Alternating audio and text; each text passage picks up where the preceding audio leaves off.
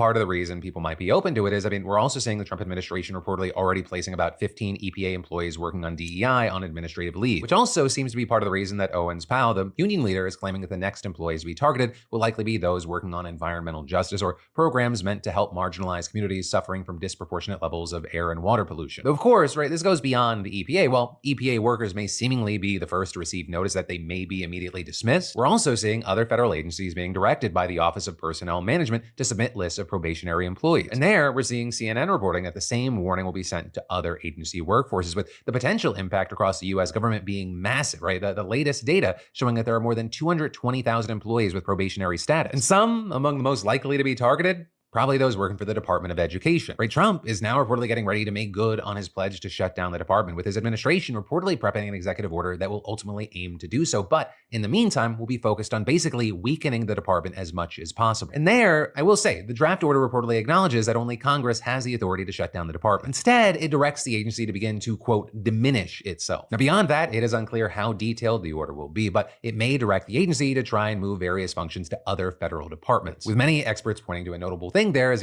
Project 2025, it detailed where different pieces of the department might end up if it were closed. With it, for example, recommending that the student loan program move to the Treasury Department and civil rights enforcement shift to the Justice Department. Though notably there, Trump is already reversing a lot of the DOJ's civil rights policies. But in any case, even just shuffling things up like that, it would require congressional approval. And with that, just last week, a bill was actually introduced to abolish the Education Department by the end of 2026. With a seeing Republican Thomas Massie saying there, unelected bureaucrats in Washington, D.C. should not be in charge of our children's intellectual and moral development. But a big thing with that is, according to one recent poll, 61% of registered voters oppose getting rid of the department. And this, as it's been argued, that getting it passed by Congress does seem like a real stretch. And so with that, we're seeing people like Michael Petrilli, the head of a conservative think tank, saying, as with a lot of Trump's actions, it may be about testing the limits of presidential power. With them also pointing to the way that Trump has effectively shut down much of U.S. aid without congressional approval, and adding there, he can't do this on his own. He can't actually dismantle the Department of Education, but boy, everything feels up in the air right now. It's been a disorienting couple of days, so who knows? And with that, you have some Trump supporters suggesting he should take action with or without congressional backing. Or you get people like Jonathan Butcher, a researcher from the Heritage Foundation, which is behind Project 2025, telling Fox News the administration is right to push to eliminate the ineffective and unpopular Department of Education, and then going on to say, President Trump can declare that the Education Department's powers are unconstitutional and request a memo from the Department of Justice to support such a position. But with that, of course, you can expect to see pushback. And in fact, you have advocacy groups like the National Student Legal Defense Network already getting ready to challenge any effort to dismantle the department, with seeing the group's president saying in a statement, effectively shutting down the Department of Education through executive order or mass firings is a recipe for chaos that will disrupt the lives of students across the country, and adding that trying to do so without Congress is not only short-sighted, but illegal and unconstitutional. But with all that said, even while we're waiting for the executive order, the work on this, it's already underway. With us already seeing, for example, at least 74 non-management staff reportedly being put on paid administrative leave in recent days, and then roughly 20 people with Elon Musk's Department of Government Efficiency have reportedly begun working in the Education Department looking to cut spending and staff. And very notably there, we're reportedly again seeing DOJ employees getting access to multiple sensitive internal systems, including a financial aid data set that contains the personal information of millions of students enrolled in the federal student aid program. But while we wait to see what happens there to move things along and finish this whole remaking, breaking the government segment, I want to talk about Trump's attack on a newer and lesser known agency in the government, and that is the CFPB, the Consumer Financial Protection Bureau. It was actually only recently made in 2010 as a response to the Great Recession. The idea there being to protect consumers from financial institutions and help prevent another crisis. However, many Republicans have criticized the CFPB for its aggressive approach to regulating the financial services industry. And in fact, more recently, Elon Musk even called on Congress to delete the bureau entirely. And last week, Ted Cruz actually unveiled the latest bill to pull its funding, describing it as an unelected, unaccountable bureaucratic agency. And of course, in the meantime, Trump is again seeing what he can do without Congress. And so there, Scott Bessent, who was confirmed as Treasury Secretary last week, with one of his first actions there being giving Elon Musk and DOJ access to the department's payment system, he has now been named the acting director of the CFPB, He's replacing Rohit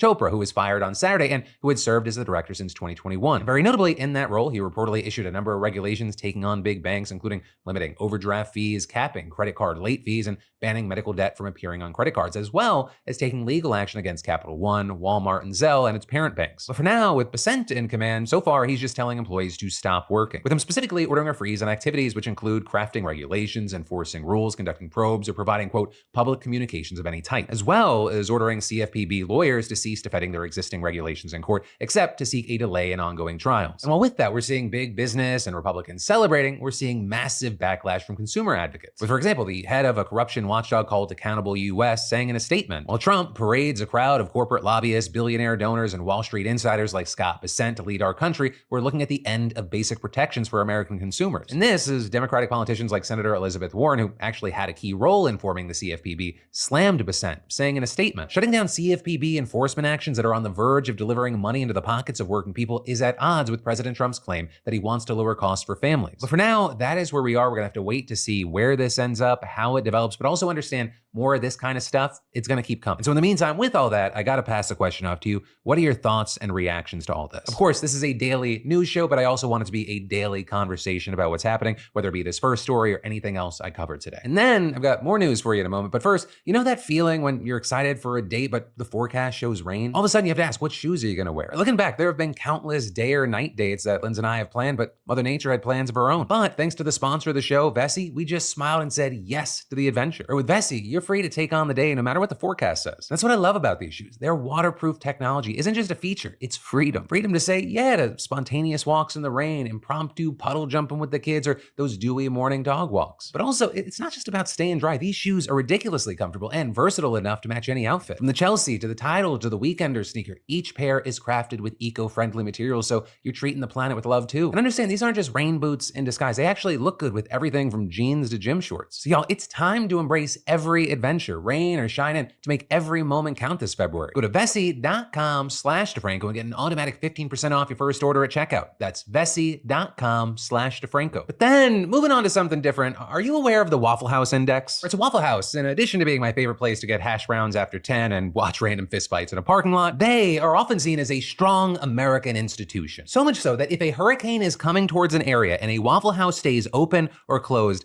that is how people nearby will know if it is serious or not. And then also, after a natural disaster, if the Waffle House is open, has a limited menu, or closed, that's how you know how bad it was. Well, today we're seeing a different version of that, and it is with eggs. Because Waffle House just announced that it is temporarily placing a surge charge on every egg that it sells in response to the shortage and increased prices. And that charge will be 50 cents per egg, which is notably its most popular item. In fact, according to their website, they serve 272 million eggs a year, which is actually over double the amount of waffles they sell. And regarding the egg prices, you had the company adding, while we hope these price fluctuations will be short-lived, we cannot predict how long this shortage will last. And this issue is also one that you've likely noticed if you've gone to the grocery store lately. Now, in some cases, you might have just found empty shelves, but if you got your hands on a dozen eggs, the average price back in December of 2024 was $4.15 compared to just $2.51 at the end of 2023. And while notably, the prices have not yet hit their peak like they did back in 2022, we could get there, with the Agriculture Department predicting that egg prices could go up another 20% this year. In fact, NBC News even reported that during one week in mid-January, a dozen eggs were $5.29. Right? And these price tags, they're soaring as a result of a resurgence in the bird flu. I mean, over 13 million hens have either been lost or slaughtered because of the outbreak just since December. And it currently does not look like the bird flu is going to be going anywhere, with Emily Metz, the CEO of the American Egg Board, telling CNN, not to be the bearer of bad news, but we're in this for a while. Until we have time without a detection, unfortunately, this very, very tight egg supply is going to continue. And so with that, it will not surprise you to learn that Waffle House is not the only restaurant in America struggling right now. Right? Eater even just did a report noting that tons of restaurants across the country are either raising prices or adapting their menus or recipes to use less eggs. Meanwhile, you have others reportedly using cheaper eggs, with the CEO of the Southern chain Biscuit Belly telling Bloomberg that he is turning to liquid eggs to avoid having to charge people more. And adding, we know the consumer is fed up with high prices, we're just going to hold off for now and just watch it. And of course, notably, all of this is happening as the price of eggs and groceries in general have become a polarized political issue. Right on the campaign trail, Trump blamed these issues on Biden and promised to lower costs on his first day in office. And in fact, while on Meet the Press in December, he even kind of acknowledged that this helped him beat Kamala Harris, saying, when you buy apples, when you buy bacon, when you buy eggs, they would double and triple the price over a short period of time, and